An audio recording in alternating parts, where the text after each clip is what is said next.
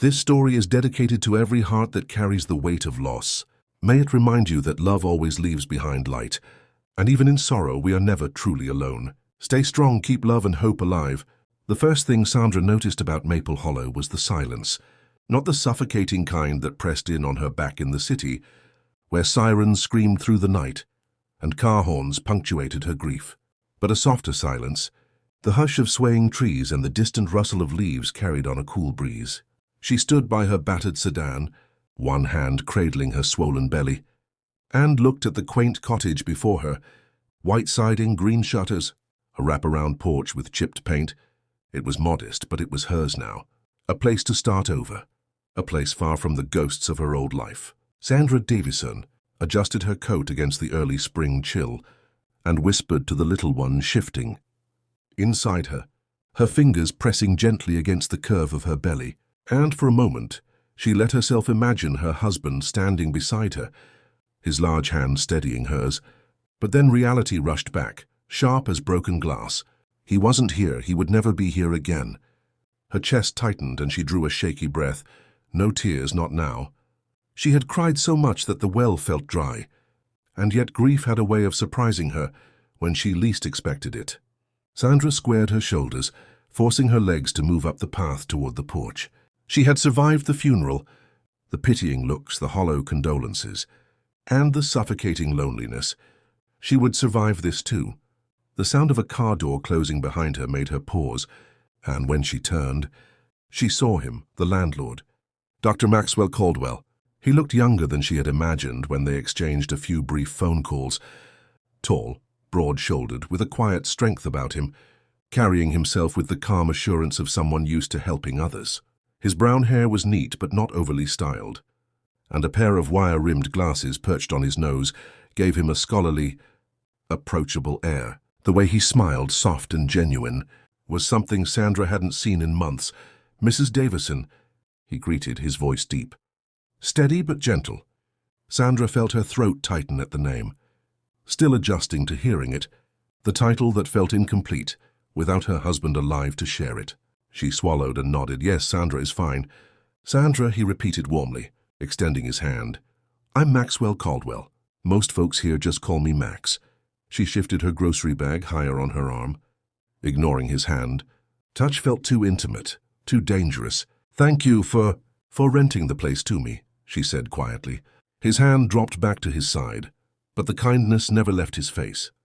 "It's no problem at all. I'm glad it worked out. I try to keep the cottage in good shape, but if there's anything that needs fixing, you just let me know." "I'll manage," she replied quickly, perhaps too quickly, her words snapping sharper than she intended. Max didn't flinch, he simply nodded, of course. "But I'm around if you need anything. I live just down the road." Sandra turned back toward the door, fumbling with the keys, feeling his gaze on her, steady and patient, unsettling her. Men had looked at her with pity these past months, some with unwelcome sympathy, others with interest disguised as concern. But Maxwell's eyes held something else, an unspoken understanding, or maybe a gentleness she didn't trust herself to interpret. Once she had the door unlocked, she pushed it open and stepped inside. The cottage smelled faintly of cedarwood and fresh paint. It was simple but cozy, hardwood floors, a small fireplace, light filtering through white curtains. It was far from the apartment she had shared with her husband in the city, but maybe that was a good thing. Maybe it was time for different walls, different memories. Max stood at the threshold but didn't enter. "Welcome to Maple Hollow," he said softly. "I hope it feels like home soon." Sandra gave him a tight nod, muttered a thank you, and shut the door before he could say more. She leaned against the door, heart pounding. Why did his kindness feel like a threat?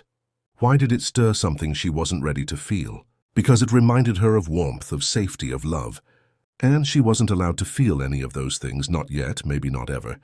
Her husband had been everything, protector, best friend, anchor, and he was gone because of one call, one moment, one bullet that tore him from her forever. The guilt pressed heavy on her chest. How could she think of another man when the memory of her husband still haunted her dreams? Sandra busied herself with unpacking, pushing the thoughts away. She folded baby clothes into the dresser drawer, each tiny onesie a bittersweet reminder that her child would never know. the father who had loved them so much. As she placed a framed photo on the nightstand, her husband in uniform, his arm wrapped proudly around her, the tears finally slipped free. "I don't know if I can do this without you," she whispered. The following days blurred into routine.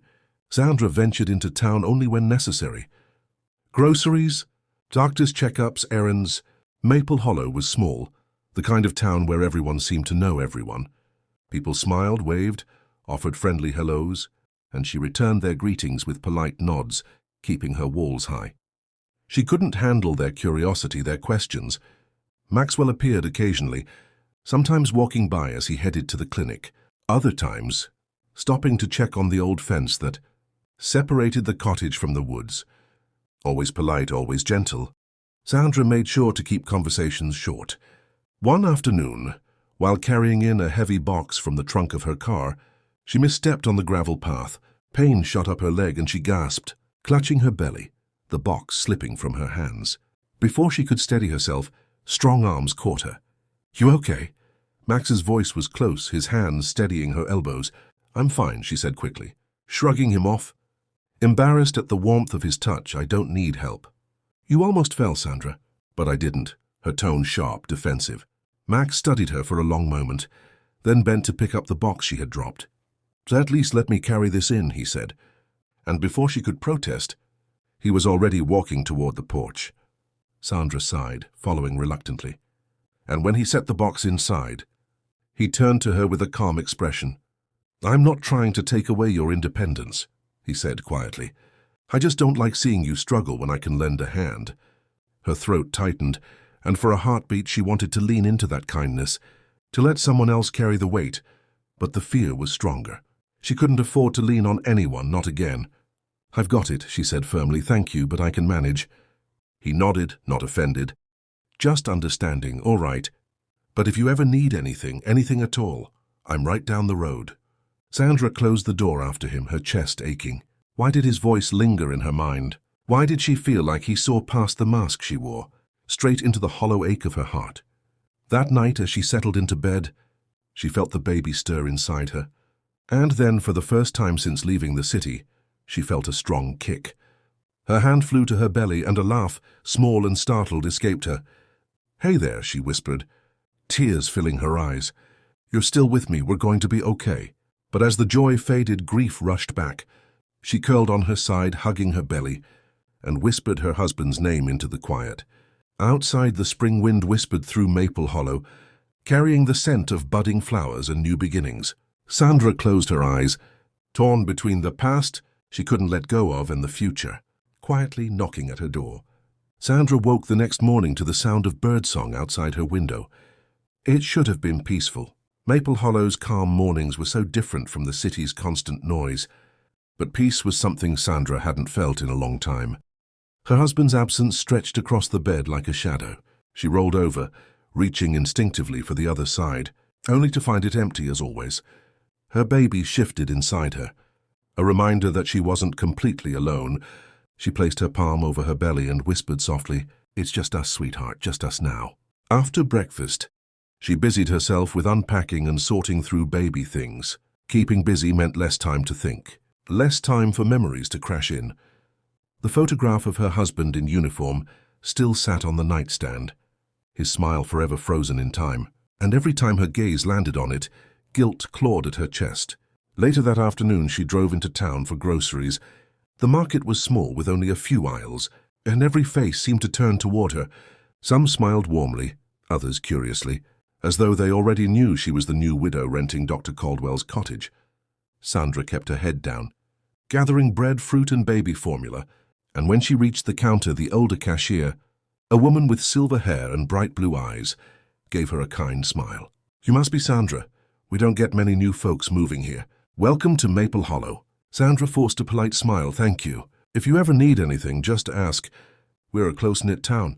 Folks look out for each other." Sandra nodded, paid quickly, and left before tears could well up. She didn't want people looking out for her. Not like that.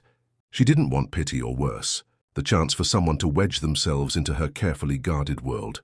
When she returned to the cottage, Maxwell was outside by the fence, a toolbox in hand. His shirt sleeves rolled to his elbows, exposing strong forearms dusted with sawdust, repairing a loose panel with steady and efficient movements. Sandra felt a flicker of unease. She didn't want him around so much. It unsettled her. She stepped out of her car, clutching the grocery bag. "You don't need to do that," she called. He looked up, squinting against the sun. Anne smiled. "It was leaning pretty bad. If it falls, it won't keep the deer out of your garden. Figured I'd fix it before it became a bigger problem." "I can handle it," she replied. Max chuckled softly. "Well, I'm almost done now, no charge for labor." Sandra frowned, unsure how to respond. He wasn't mocking her, wasn't pushing, but his quiet persistence unnerved her. She carried her groceries inside, determined not to engage further. Yet when she peeked through the kitchen window a few minutes later, she found herself watching him. There was something calming about the way he worked. No rush, no arrogance, just patience, and she hated how it tugged at something in her chest she'd buried deep. That evening, exhaustion settled heavy in her bones.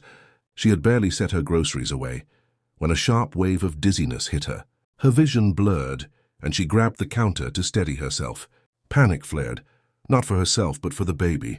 She barely made it to the couch before her legs gave out, the room tilting, her breath shallow. And then knocking. The door creaked open. "Sandra, it's Max. I was just checking the fence one last time." His words cut off when he saw her pale face, and he was at her side in an instant. "Don't move," he said firmly, kneeling beside her. His hand pressed gently to her wrist, checking her pulse. "You're lightheaded. How far along are you now?" 7 months, she whispered. His jaw tightened. "You should have called me sooner." "I'm fine," she insisted weakly. "You're not fine," he said gently but firmly. "You're dehydrated, probably exhausted. You need fluids and rest." Sandra tried to push his hand away, but her body betrayed her, trembling with fatigue, and he helped her sip from a glass of water, steadying the cup when her hand shook. Humiliation burned her cheeks. "I don't need you hovering. I don't need a savior." Max met her gaze, his expression steady, not offended. "I'm not trying to save you, Sandra.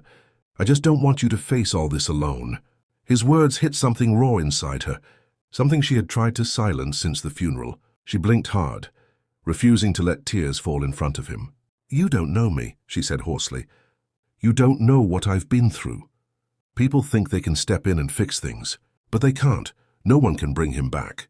No one can make this easy." Max's eyes softened. "You're right. I can't bring him back. I wouldn't try to. But I do know what it's like to feel like the ground's been ripped out from under you. To feel like you have to carry everything alone." She stared at him, startled. "My fiancée left me years ago," he continued quietly. "Said I cared more about my patients than her. Maybe she was right. But it left me with the same questions you're asking yourself. What now? How do I move forward? And can I trust anyone again?" Sandra swallowed hard. "That's not the same." "No," he admitted, "but pain is pain, loss is loss, it shapes us." Something inside her cracked. Not broken completely, just a hairline fracture. She wanted to retreat, to rebuild her walls. But his words lingered. "I don't need your pity," she whispered. "It's not pity," he said simply. "It's respect. You're carrying more than anyone should have to, and if you stumble, it's okay to let someone steady you just for a moment." Sandra turned her face away, staring at the flicker of the lamp across the room, hating how much she wanted to believe him, how safe his presence made her feel. After a long silence, she whispered, "I don't know if I can trust anyone again." Max didn't push, didn't reach for her hand. He just nodded, "Then don't, not yet. But maybe someday." The room fell quiet, filled only by the steady rhythm of her breathing. Later that night, after Max left, Sandra lay awake replaying his words. She pressed a hand to her belly, where her baby shifted gently. "I don't know if I can trust him," she murmured. "But he doesn't feel like the others. He feels different."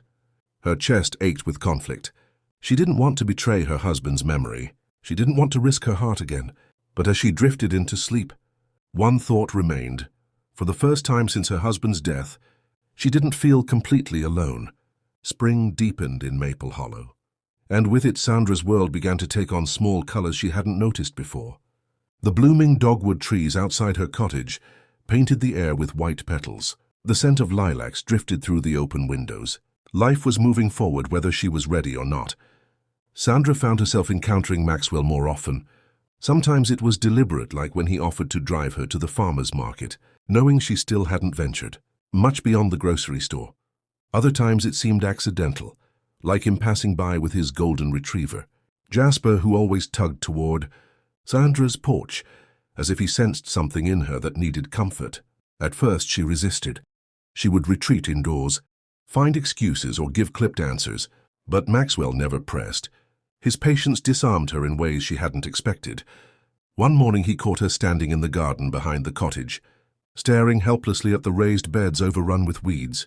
"Those weeds are staging a full rebellion," he remarked lightly as he walked up, Jasper bounding ahead. Sandra crossed her arms. "I can handle it." "I don't doubt that," Max replied with a small smile.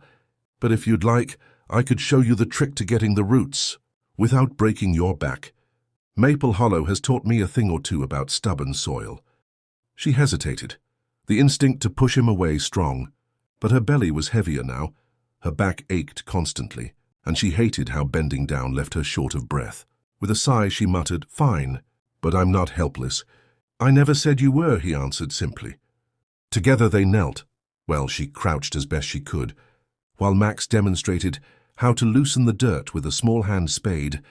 He worked quietly, not filling the silence with chatter, and that surprised her. Most people tried too hard, but Max let the quiet sit comfortably between them. As they worked, Jasper sprawled at Sandra's feet. Resting his head on her shoe, she glanced down, startled. "He doesn't do that with just anyone," Max said softly.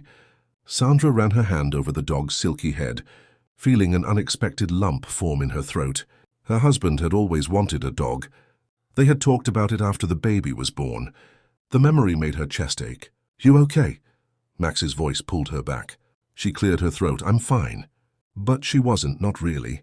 And the way Max looked at her, steady, not prying, just there, made her feel both fragile and safe.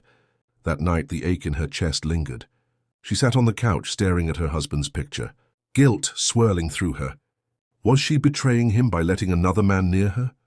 By allowing kindness, companionship, even fleeting moments of laughter? "I don't know how to do this without you," she whispered to the photograph. "I don't know if I'm allowed to." The baby shifted inside her, and she pressed her hand against her belly. Maybe the answer wasn't about betraying the past. Maybe it was about surviving for the future. The next week brought rain. Heavy storms lashed the town, rattling the windows of the cottage. Sandra had grown used to weathering storms alone. But the fatigue weighed on her that evening. She was 7.5 months along now, her body aching in ways she hadn't expected. She had just settled into bed when a sharp pain twisted through her lower abdomen. She gasped, clutching her belly. Another cramp followed stronger. Stealing her breath, panic shot through her. "No, no, not now," she whispered, fear coursing through her veins. Her hands trembled as she grabbed her phone. Without thinking, she dialed Maxwell. He answered on the second ring, "Sandra." Her voice shook. "Something's wrong. There's pain. I don't know if—" "I'm on my way. Stay where you are." Minutes later, his car pulled up outside, headlights cutting through the rain. He rushed in without knocking, his hair damp, his shirt clinging to him from the storm. His presence filled the room with calm urgency. "Let's get you to the hospital," he said gently, helping her to her feet. Tears spilled down her cheeks. "Max, what if something's wrong with the baby?" He met her eyes firmly. "Then we face it together, you and me." The words struck deep, wrapping around her fear. She let him guide her into the car, his steady hand never leaving hers. At the hospital, Sandra was taken into an exam room immediately. Max stayed with her, speaking softly, reassuring her with every word. He held her hand while the doctor examined her, his thumb brushing across her knuckles in quiet comfort. "It's okay," the doctor finally said after running tests. "False labor, common at this stage. The baby's heartbeat is strong, and everything looks healthy. You just need rest and hydration." Relief flooded Sandra, so powerful it made her sob. She covered her face with her hands, her body shaking. Max pulled his chair closer, gently prying her hands away. "Hey, look at me." Through tears, she met his gaze. "You're okay. The baby's okay. You're not alone in this, Sandra. You don't have to be." The dam inside her cracked. All the walls she'd built around her heart, all the fear and guilt, it rushed out in a torrent. "I'm so scared," she whispered. "I don't know how to love again. I don't know if I'm strong enough to lose someone again." Max's eyes softened, his voice steady. I don't expect you to be ready now, and I'm not asking for more than you can give, but I need you to know something. He paused, emotion flickering in his gaze. I'm falling for you, Sandra. I know it's complicated, and I'll wait as long as you need, but I can't stand by and pretend I don't care. Her breath caught. The confession both terrified and soothed her. Her heart warred with itself, part of her screaming that she wasn't ready, the other part aching with the longing to believe him. Tears slid down her cheeks as she whispered, I don't know if I'm brave enough. Max leaned closer, his forehead brushing hers in the gentlest of touches. Then let me be brave for both of us for now. Later, after the doctor discharged her with strict instructions for rest, Max drove her home. The storm outside had quieted to a drizzle, but the storm inside Sandra's heart still raged. When he helped her inside, she lingered at the doorway, unsure how to thank him. Finally, she said softly, You didn't have to stay. Yes, I did, he replied without hesitation, and I always will. For the first time in months, Sandra didn't feel the crushing weight of loneliness. She still carried grief, still wrestled with guilt, but somewhere in the cracks of her broken heart, something new had taken root, and that terrified her most of all. Sandra had never realized how quickly time could pass. When your world was shifting beneath your feet, and after her scare at the hospital, the weeks seemed to blur together. She followed the doctor's orders, resting more than she wanted to, and Maxwell checked in almost every day, sometimes with groceries left on the porch, other times with Jasper bounding happily into her living room, as if the dog had claimed her as his second favorite human. At first, Sandra told herself she allowed it because she needed the help, but deep down she knew that wasn't the whole truth. She had come to rely on Maxwell, not just for the practical things, but for the steady calm he brought with him, for the way he listened when she spoke about her fears, her late husband, and her uncertainty about the future. He didn't flinch when she cried. He didn't try to fix her pain, he just stayed, and that quiet constancy was slowly softening the edges of her grief. One evening, as the late spring sun dipped behind the hills, Max knocked on her door carrying a basket filled with fresh strawberries, still warm bread, and a jar of honey. I figured you could use something sweet, he said with a gentle smile, and Sandra arched a brow, asking if he was trying to bribe her into letting him sit on her porch. Maybe, he admitted as he set the basket down, and so they sat together sharing strawberries as Jasper sprawled at their feet, the moment heavy with unspoken meaning. The way his presence filled the quiet, the way his laugh stirred something she hadn't felt in so long. I don't know how you do it, she said softly, and when he asked do what, she whispered, Stay so patient with me. I've pushed you away more times than I can count. Max only shrugged and told her patience comes easy when it's for someone worth waiting for. Her breath caught, tears pricking her eyes, as she turned to the horizon and whispered that she was scared of letting him in, scared of what it meant, because her husband had been her whole world and loving again felt like betraying him. Max leaned forward, voice low and steady, saying that loving again doesn't mean she loved him any less, that her heart isn't a one-room house, that it can hold more than one person, grief and love at the same time. His words settled deep, resonating in the places she kept locked away, and though she didn't answer, for the first time she didn't push him away either. 2 weeks later the storm came, and Sandra woke in the middle of the night to a sudden sharp pain that told her this time wasn't false labor. The contractions were real. Steady and unrelenting, panic surged, and she grabbed her phone to call Max. Max, I think it's time, she managed, and he said, I'm on my way with urgency but calm. Within minutes he was at her side, helping her through the rain into his car. The drive to the hospital a blur of pain and fear, but his hand never left hers as he whispered, You're going to be okay. You're strong, Sandra, stronger than you know. By the time they reached the hospital, she was overwhelmed by contractions, nurses whisking her into a room. But Max stayed by her side, refusing to leave. Hours passed, sweat dampened her brow, her body trembling with exhaustion. Every contraction a battle she feared she could not win.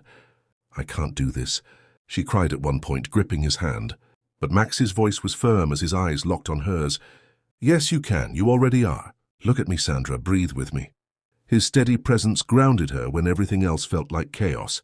And when at last the cry of her baby filled the room, Her tears flowed freely. "It's a girl," the nurse announced, placing the tiny bundle in her arms, and Sandra stared down at her daughter, her heart breaking open in ways she hadn't thought possible as the baby's eyes blinked up at her, small fists waving. "She's perfect," Sandra whispered, her voice trembling, and Max stood beside her with eyes glistening. When the nurse asked if she wanted someone to cut the cord, Sandra looked up at him and softly asked, "Would you?" And though his breath caught, he nodded, his hands steady as he did the small task that felt like more than a gesture. It felt like a promise. In the days that followed, Maxwell stayed close, visiting every day at the hospital, and later at the cottage once Sandra and the baby were home. He held the baby with such tenderness that Sandra couldn't stop watching him, and even Jasper seemed to sense the shift, curling protectively near the crib whenever Max was over. One evening, Sandra sat on the porch rocking her daughter in her arms, the baby's soft breaths filling the air, her tiny hand curled around her mother's finger. And Maxwell sat beside them in quiet as the sun dipped behind the hills. "She looks like him," Sandra whispered with her throat tight. "Her nose, her lips. She's got his features." And Max reached over, brushing his fingers against the baby's hand, saying, "And she has your strength. She'll grow up knowing both of you, the love you had for her father, and the love you'll find moving forward." Sandra's chest ached with emotion as she admitted she didn't know if she could give him what he deserved, that she might never stop being afraid. Max turned to her, his voice gentle but firm, telling her he wasn't asking her to stop being afraid, only to let him stand with her in it, to build something with her and her daughter, however long it took, and that he wasn't going anywhere. Tears slipped down Sandra's cheeks, and for the first time she didn't wipe them away.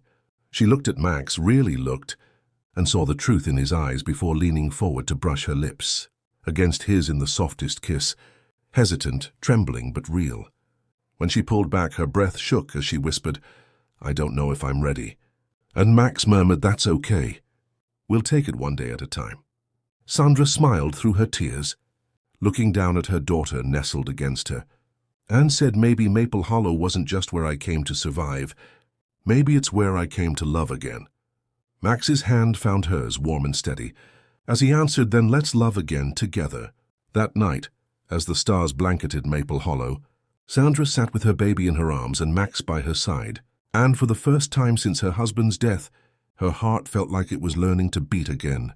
Broken but healing, and in the quiet of that small town a new chapter began. The cottage that once felt too big for her loneliness was filled with new sounds, the soft cries of her daughter, the steady laugh of a man who refused to let her walk this journey alone, and the quiet comfort of a family forming in the most unexpected of ways. Sandra no longer whispered to the photograph on her nightstand in guilt. Instead, she told her daughter stories of the father who had been brave. And she held her close while Max, this man who had stepped into her life so gently, showed her that second chances were real. Love had returned to her life, not with fireworks or grand gestures, but with patience, with steadfastness, with the quiet certainty of two hearts choosing each other, day after day. Thank you for listening, watching, for feeling, and for letting the journey of Sandra and Maxwell become part of your heart. Every view, every comment, every moment you spend here means the world to me. With a heart full of gratitude, Vintage Mike Tales.